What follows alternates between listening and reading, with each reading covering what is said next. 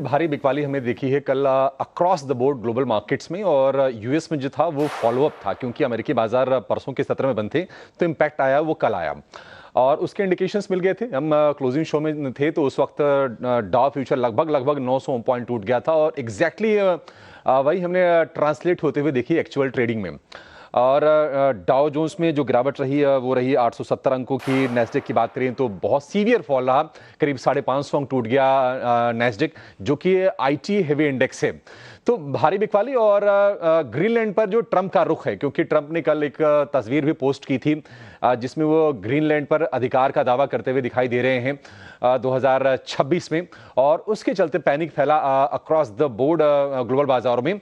और कुछ चीजें ऐसी हो रही हैं जिस पर बारीकी से थोड़ी ध्यान रखने की जरूरत है।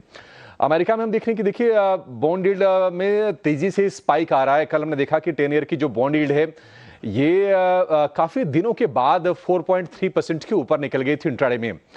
इसके अलावा हम देख रहे हैं कि डॉलर में कमजोरी आ रही है, डॉलर इंडेक्स आ गया है 99 के नीचे। तो सेल अमेरिका ये एक थ्योरी बाजार में चली, और एक डेनमार्क का पेंशन फंड था, उसने भी $100 मिलियन के ट्रेजरीज बेचे हैं अमेरिका के डेट को लेकर, जो फाइनेंस कंसर्न है उसके चलते। तो ये तमाम चीजें हुई और उसके चलते हमने बिकवाली का ये दौर देखा है। ग्रीनलैंड पर ट्रंप का रुख काफी ज्यादा तल्ख है और वो दबाव बनाने की लगातार कोशिश कर रहे हैं यूरोपीय देशों पर।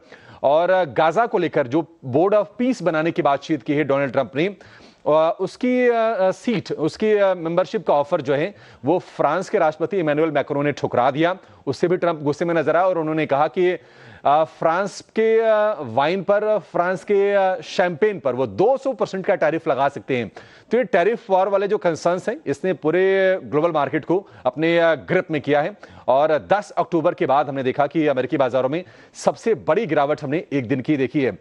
कल तो मतलब जितने भी बड़े स्टॉक थे हमने भारी गिरावट देखी है, लेकिन अगर हम कुछ पर्टिकुलर आईटी स्टॉक्स की बात करें तो गूगल में लगभग 2.5% की और एनवीडिया में लगभग 4.5% के आसपास की हमने गिरावट देखी है। एशियाई बाजारों की अगर हम बात करें तो वहां पर भी हम देख रहे हैं कि कमजोरी पर ही कारोबार हो रहा है। निकेई में लगातार 5वें सत्र में नरमी है, करीब करीब 285 अंक आपको नीचे दिखाई देगा, लगातार 5 दिन से गिर रहा है बेंचमार्क इंडेक्स। अगर हम कोरिया की बात करें तो कोस्पी में कल 12 दिनों की तेजी के बाद कल थोड़ी सी नरमी आई।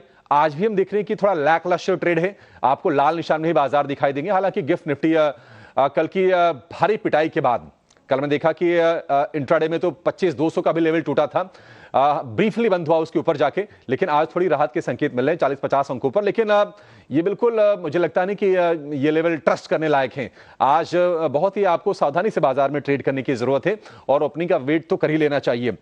तो ये स्थिति है। सोने की बात करें, सेफ हेवन डिमांड और बढ़ गई है सोने की, भाव निकल गए हैं $4,800 के भी ऊपर, चांदी $95 के आसपास है।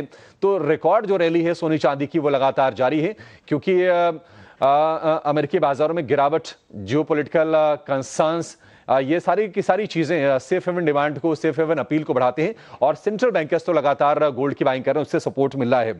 तो ये स्थिति है। ब्रेंट क्रूड हालांकि उसमें कोई ज्यादा चेंजेस नहीं है, एक रेंज में ही है, $64 के आसपास के ब्रेंट क्रूड के प्राइसेस हैं।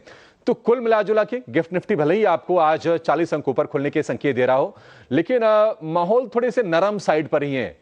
अमेरिका में तो बहुत ज्यादा गिरावट आई है। आज देखते हैं कि देखिए ट्रंप के अगर कमेंट्स आते हैं ना तो बड़े क्रूशियल होंगे, और एक कमेंट आएगा आज दावोस से जहां पर ट्रंप का संबोधन होना है। देखते हैं कि वो क्या कहते हैं और ग्रीनलैंड को लेकर अपने क्या विचार रखते हैं। वैसे बार बार वो रिट्रेट कर चुके हैं कि सुरक्षा के दृष्टिकोण से वो ग्रीनलैंड को खरीदना चाहते हैं, जिसका कि तमाम यूरोपीय देश विरोध कर रहे हैं।